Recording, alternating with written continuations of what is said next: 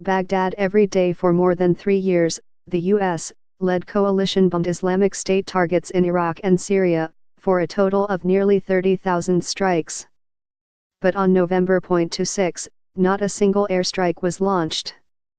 Just a week earlier, Iraq's military had won back the last sliver of territory controlled by the militants. The Pentagon has now announced that 400 Marines deployed to Syria to fight them will be returning home. Those milestones appear to mark the Islamic State's defeat, with the end of its self-declared caliphate. But the battle isn't over.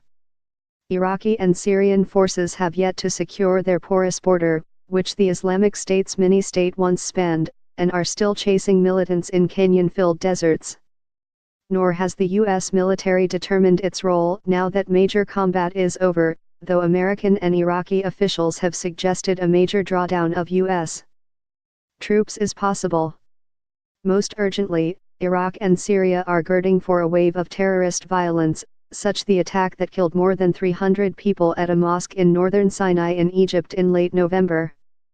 To that end, Iraqi forces are transitioning into policing roles that will call for them to gather intelligence and break up sleeper cells. U.S. forces are assisting by working with police forces and army units tasked with preventing the militants from staging attacks in places they once held, said Colonel Ryan Dillon, the spokesman for the U.S.-led coalition fighting the Islamic State.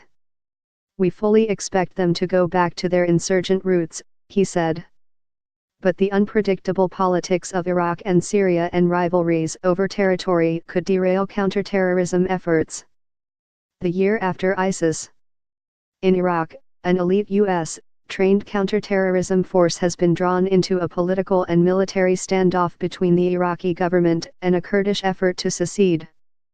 The force's units were expected to return to their provincial headquarters throughout Iraq as the battle against ISIS wound down.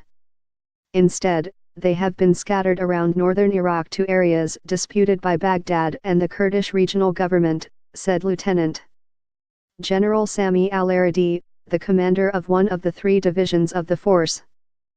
"This is our new thing," he said, describing their presence near Kurdish regions.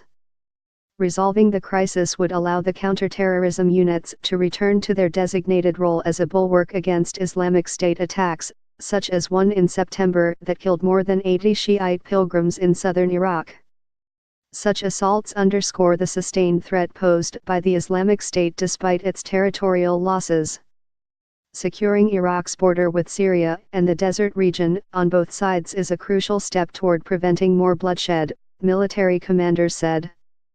Iraq's army and allied Shiite militias have cleared some 14,000 square kilometers of desert in western Iraq, but about that much still must be secured, Iraqi commanders said.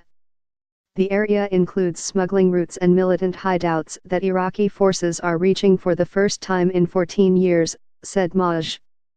General